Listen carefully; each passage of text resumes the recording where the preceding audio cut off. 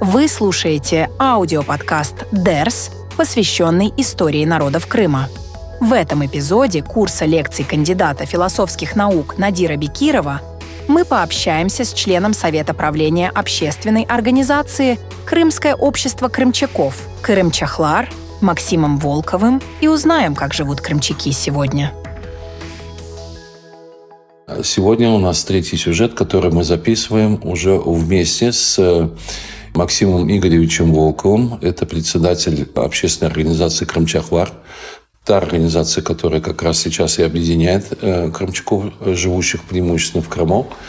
И по многим сюжетам, где мне не хватило знания, понимания, может быть, в чем-то я там заблуждался и так далее, сегодня Максим Игоревич расскажет то же самое или дополнит чем-то, что считает нужным с точки зрения понимания, осознания и самооценки крымчакского народа. Прошу вас.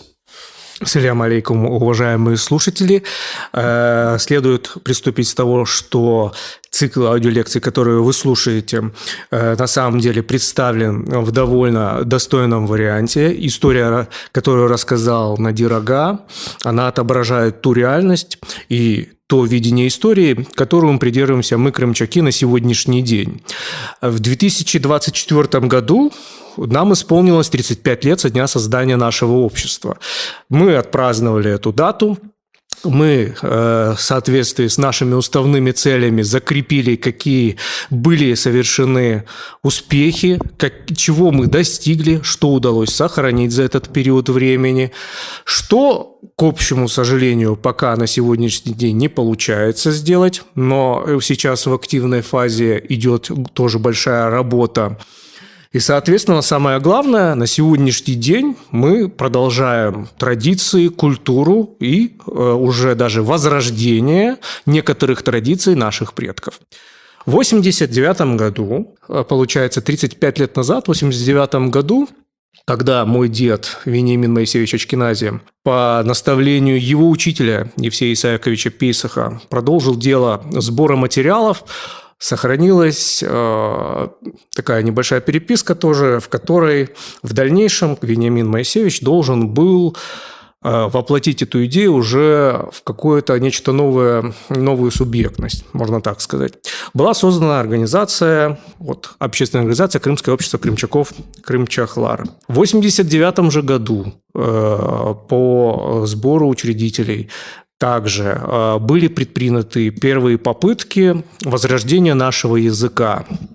Как раз руководителем этого проекта был знаток крымчакского языка, в дальнейшем и председатель общества крымчаков Кырым-Чахлар Давид Ильич Риби, который работал много с жонками, как ранее тоже было уже, наверное, в цикле лекций сказано. И в дальнейшем, после Вениамина Моисеевича Ачкенази, стал дальнейшим руководителем этой организации, где уже уделял все свое время именно работе над этими джонками, чтобы выделить крымчакский язык. После Давида Ильича Риби эстафету перенял Виктор Михайлович Ламбразо, который на тот момент времени был заместителем Давида Риби. Он как раз вынашивал идею того, что та работа, которую сделал Давид Ильич Риби, необходимо было бы его формализовать в словарь, который в дальнейшем уже, к сожалению, после его смерти, был издан уже обществом крымчаков Кырым-Чахлар. Я начал немножечко рассказывать про наших предшественников, чтобы мы плавно подошли к текущему моменту, в котором мы сейчас с вами находимся, чтобы вы увидели ту преемственность идей, которая шла за этими нашими просветителями.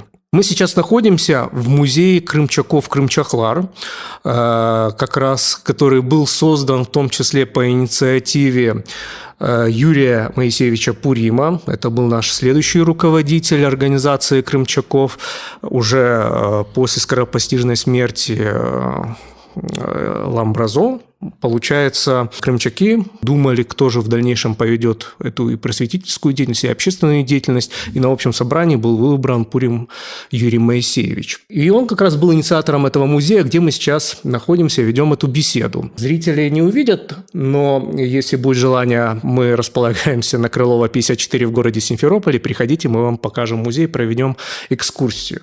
Но как только вы бы сюда зашли, вы бы увидели огромную картину, триптих, которая была создана по инициативе как раз Виктора Михайловича Ламброза. Эта картина выражает генезис происхождения крымчакского этноса. Как раз эту картину создал заслуженный художник Республики Крым Борохов Илья Данилович. И на этой картине попытались изобразить всю историю, весь генезис и всю ту драму, которая происходила на протяжении тысячелетия нашей истории.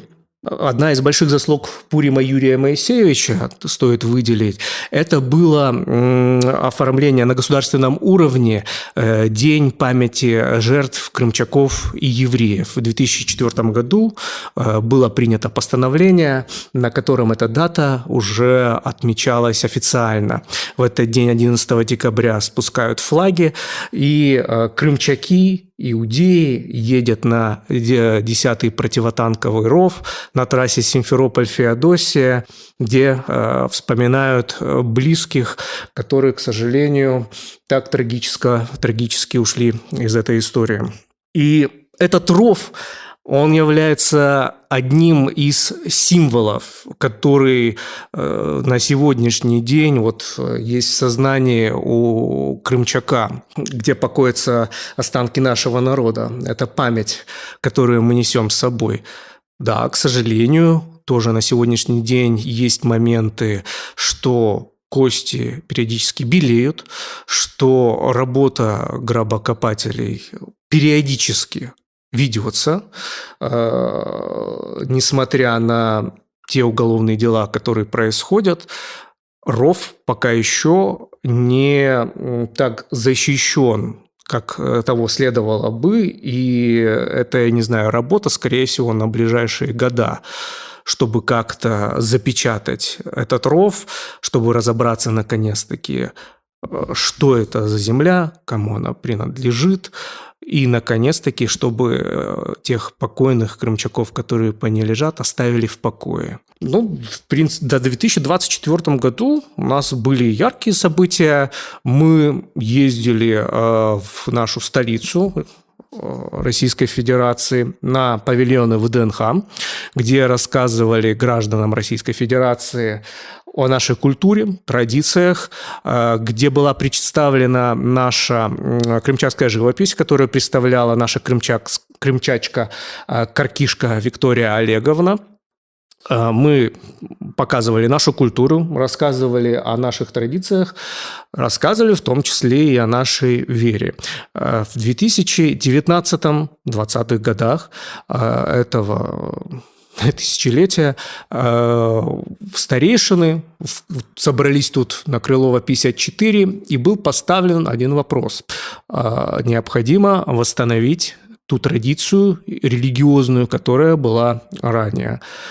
И в 2020 году в Республике Крым появилась организация крымчаков, которая исповедует Минхаг Кафы, который создал наш преемник, наш религиозный деятель Навид Лихно, и по которому как раз Медини обучал крымчаков ивриту, иудаизму.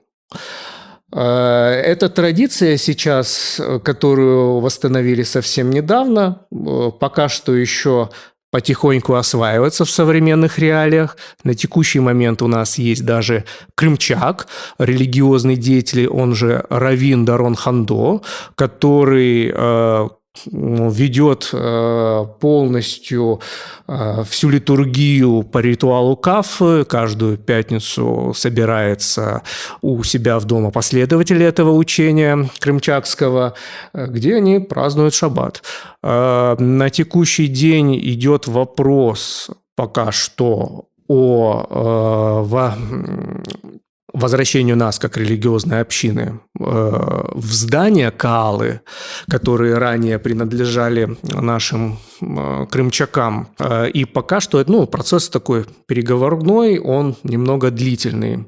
Но за этот период, на 2021 год, Дарона Хандо приняли в общую сефардскую организацию Республики Российской Федерации, представителем которой является главный раввин сефардских евреев Раши Рабаев, и где Дарона Хандо в 2022 году, если не ошибаюсь, сделали главным сефардским раввином Республики Крым. Традиция была восстановлена, и сейчас просто ожидает того, чтобы переехать в помещение, которое ранее принадлежало нашему Каалу. Сейчас, если мы вернемся к Юрию Моисеевичу, то эстафету уже в дальнейшем, на 2006 год, принял председатель Пиркова Дора Товьевна. Она за период своего руководства сделала очень многое. Она участвовала в работе по сохранению памятников. При ее участии издавалась крымчакская литература, создавались в том числе продолжения словарей Реби, выпускался наш альманах ежегодный, над которым мы работали, а также и в те года предыдущие восстанавливались памятные знаки, которые по тем или иным причинам были убраны с некоторых зданий, которые ранее принадлежали крымчакам. Но работа ведется, и в том году, в том числе в Ипатарийском Кале, табличку тоже вернули, да, из-за которой тоже была небольшая проблема у нас. Дора Товьевна взращивала тоже в том числе молодое поколение крымчаков. Нас сейчас не так уж много, особенно молодых ребят, но при ее руководстве человек 10, думаю, наберется ребят хороших, которые так или иначе впитали эту крымчакскую культуру, крымчакскую среду. Если поговорить о количестве крымчаков, которые проживают по Республике Крым на сегодняшний день, я зашел недавно на сайт Росстата, чтобы обновить эту информацию. И на 2023 год, сейчас я вам даже зачитаю, крымчаков у нас по Республике Крым 864. Из них 267 мужчин, женщин 597. В городах Крыма проживает 65 мужчин, 181 женщина. В селах Крыма 202 мужчин, 416 женщин. И если исходить из этих данных, то можно сказать, что небольшой демографический бум в нашей среде случился. Но, как и любая статистическая проверка, тут есть свои погрешности. С цифрой мы не то что категорически не согласны, но понимаем, что цифры немножечко преувеличены. В ближайшее время, в том числе, нам предстоит работа по выяснению данных по селам по Республике Крым, действительно ли там сейчас проживает такое количество крымчаков, не была ли совершена какая-то погрешность при заполнении бланков и анкет, может, кто-то перепутал, может, кто-то хотел написать крымчанин, но написал крымчак. Всякое бывает, но ближайшая работа нам такая предстоит, чтобы выяснить и актуализировать точно эти данные. Что мы имеем на сегодняшний момент? В 2024 году, опять возвращаемся, на общем собрании крымчаков Пиркова Дора Товьевна отчиталась о проделанной работе и приняла решение передать уже в дальнейшем и предложить кандидатуру на руководство мою, чтобы в дальнейшем мы переняли эстафету и продолжали возрождать и развивать наши традиции уже в условиях современной реальности. Работы у нас предстоит много конкретной. Очень много было сделано нашими предшественниками. И Я помню, когда вычитывал у отца, мне очень интересный был момент, когда Пейсах Евсей Исаакович предлагал эту идею создания крымчакского общества. Он тогда боялся о том, что происходит ассимиляционный закат нашей организации, так как традиции на тот момент времени и культура были не сохранены. Поэтому на тот момент этнос переживал закат, по его мнению. Но он видел надежду в том, что в передаче тех культурных ценностей, которые имеются у народа, передаче фольклора, передаче языка в том числе, что в этом видится такая маленькая надежда на возрождение нашего крымчакского самобытного этноса, в том числе и самосознания, которое присутствует у каждого крымчака. Язык у нас сохранился, язык у нас сейчас в словарях, и это большая работа на дальнейшее, чтобы выучить молодыми ребятами этот язык и попробовать его внедрить в ту языковую среду, которая есть сейчас у нас. Но это работа реальная, мы над ней работаем, мы ее продолжаем. Я очень рад таким проектам, которые вот вы сейчас, уважаемые слушатели, имеете честь слушать. Они немного раскрывают истории, приподнимают завесу о народностях Крыма, о его генезисах и о горниле Крыма, в котором плавали все эти народы. Максим Игоревич, могли бы вы назвать каких-то известных людей, многим другим людям, но про которых никто не знает, что они крымчаки, потому что по именам не всегда это можно определить, далеко не все рассказывают свою биографию, а это живой действующий народ, несмотря на то, что он пережил жуткие трагедии в 20 веке. Вот на сегодняшний день у нас все лица, которые более-менее известны даже там, в узкой среде, в широкой среде, среди крымчаков, у них есть у всех одно качество. Они все говорят, что они крымчаки. Давид Ильич Рябий, художник наш известный, он постоянно говорит, что он крымчак. Дмитрий Юрьевич Пурим, Константин Юрьевич Пурим – это известные деятели, в том числе и в нашей большой сфере российской. Это люди, которые осваивают Арктику. И они известны. И они постоянно всем говорят, что они крымчаки. У нас есть Дарон Хандо, раввин, иудей, но который при этом никогда не говорит, что он еврей, он иудей, но в первую очередь он крымчак. У нас, с учетом того, что количество людей не так много на сегодняшний день, вот мы вот этим вот узким списком, к сожалению, и можем бравировать. У нас людей немного, каждый год мы пытаемся находить, выделять. У нас подрастают ребята, например, очень активная молодежь, например, которая проявляется себя кто где, кто в танцах, например, более-менее известен, но в юном возрасте, пока еще не получил, например, те крупные награды там, по российской и признание, например, мира, как крымчак. Они сейчас только растут и развиваются. А те крымчаки, о которых мы сейчас, например, с вами говорим, это, как правило, люди там, от 50 до 70 лет. Их немного. Но они все выделяют свое крымчакство. Вот это их особенность. Хорошо.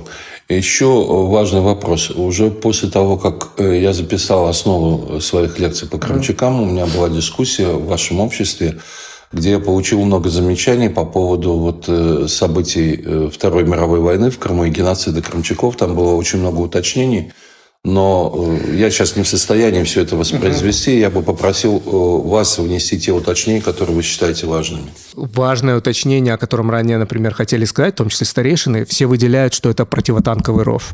Наверное, это единственное уточнение, неточность, которая присутствует в вашем рассказе. Оно не умаляет того факта, что в этом рву были убиты и расстреляны тысячи граждан.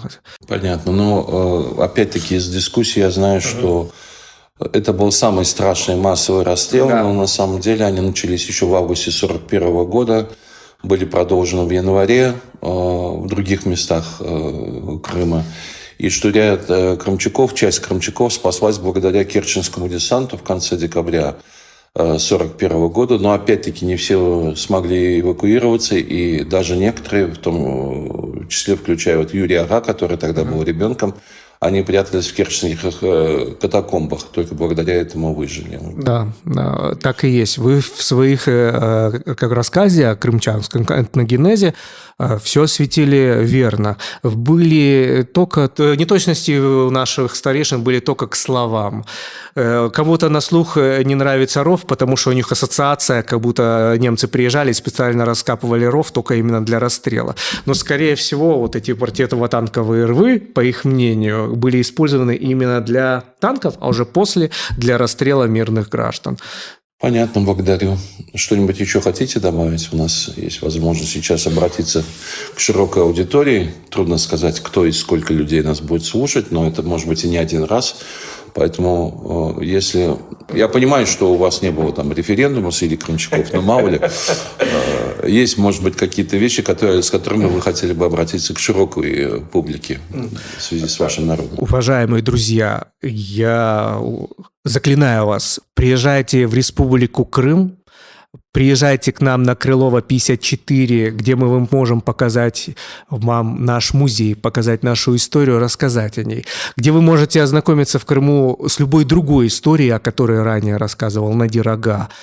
Крым – это уникальное место, и оно заслуживает того, чтобы приезжать в него постоянно, ежедневно, ежечасно и головой быть в Крыму. Поговорим немного о проблематике, с которой мы на текущий день тоже сталкиваемся. Есть, может быть, 3 вопроса, по которым мы работаем, и дополнительный 1-2. Дополнительный 1-2 – это мы вносим сейчас нашу традицию тькун в реестр нематериального культурного наследия. Со сроками периодически поджимаются, но, я думаю, рано или поздно в нашем реестре эта традиция будет. Вопрос касательно... Да, что такое тькун? Это поминальный день. Ежегодно крымчаки 11 декабря отмечают, вспоминают умерших в этот день и замученных на противотанковом рву 10-го километра Симферопольско-Феодосийского шоссе. Нам поступило предложение в 2023 году о внесении в реестр какой-то части культуры, которая относится к крымчакам. Первым же делом мы отправили туда наше КУБТ крымчакское.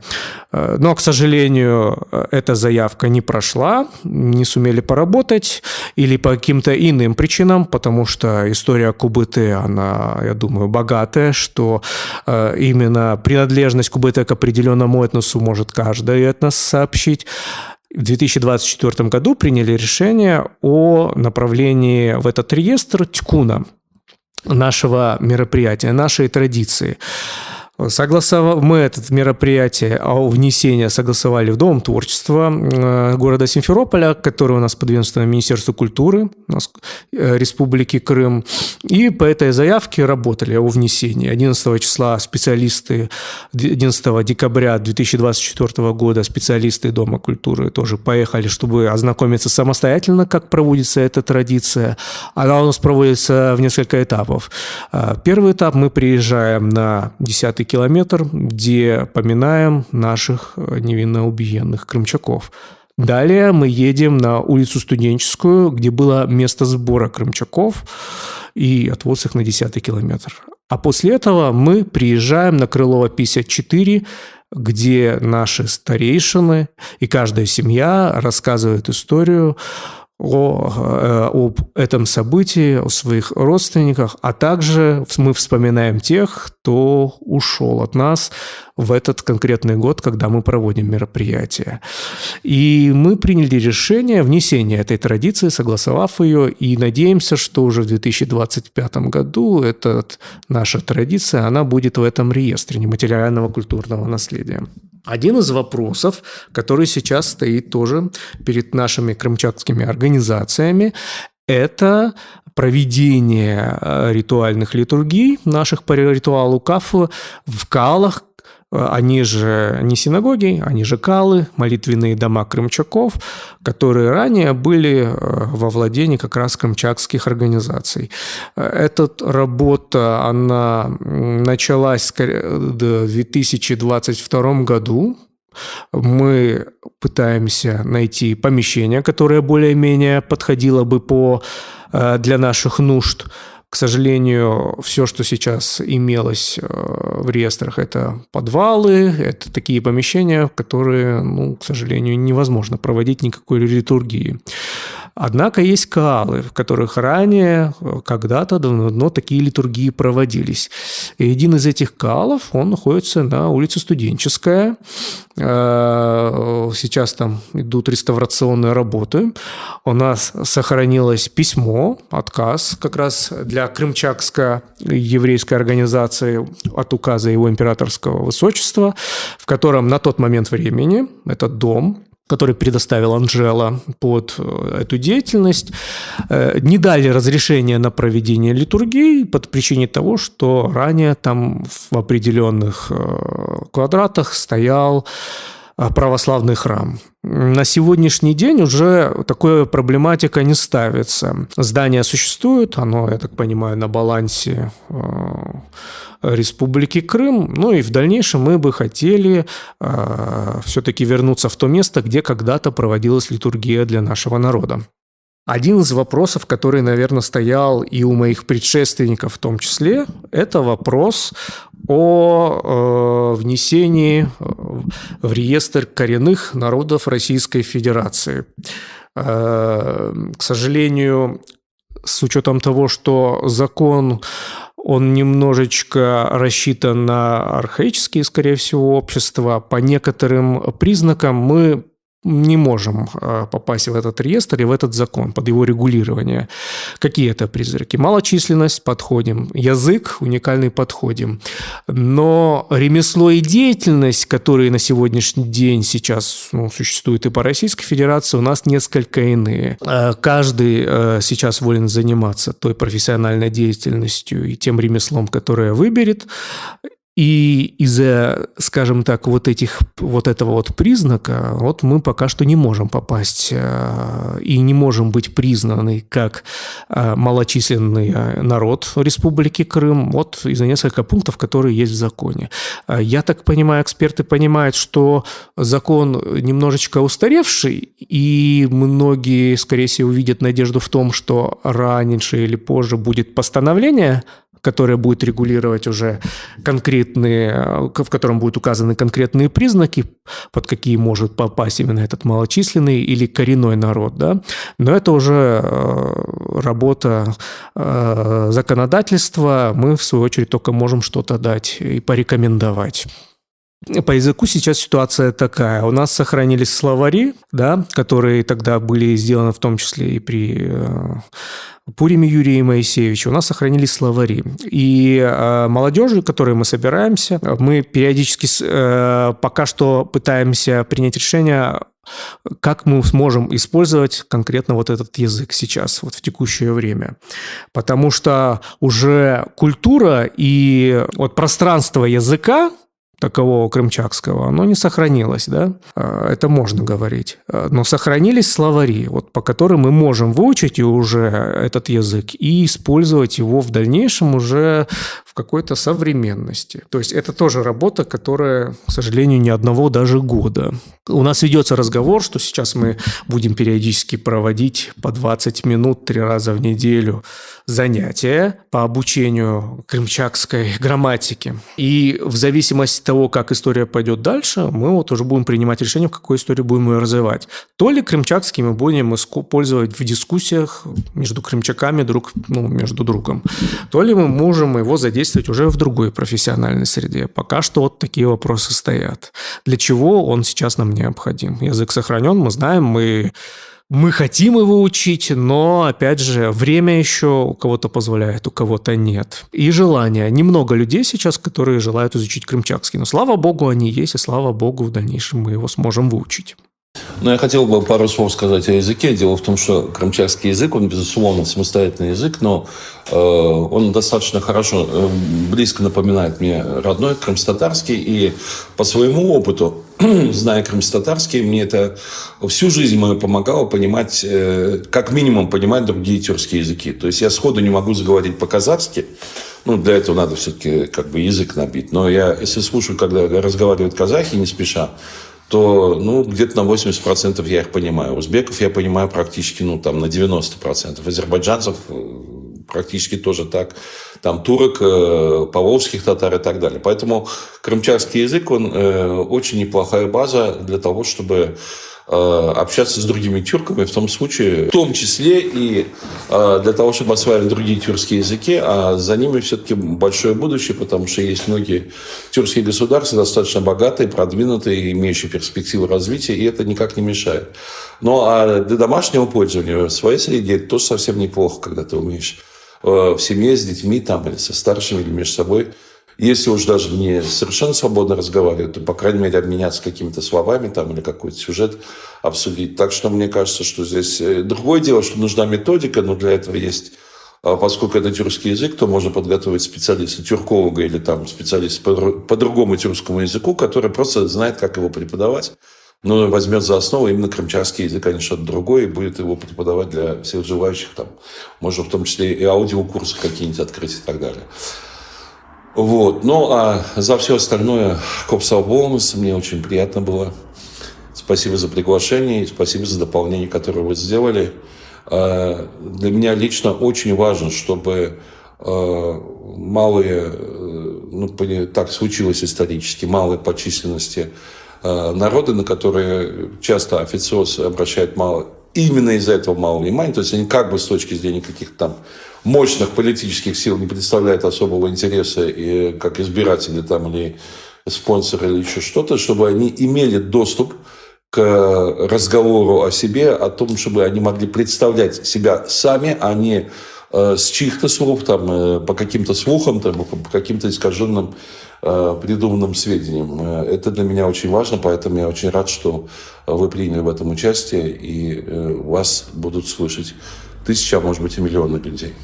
Спасибо за то, что слушали нас. Вы прослушали завершающую лекцию о крымчаках аудиоподкаста «Дерс».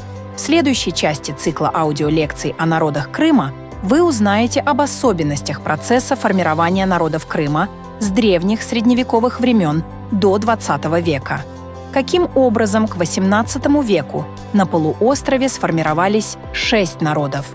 И как религия стала основой их формирования и различий?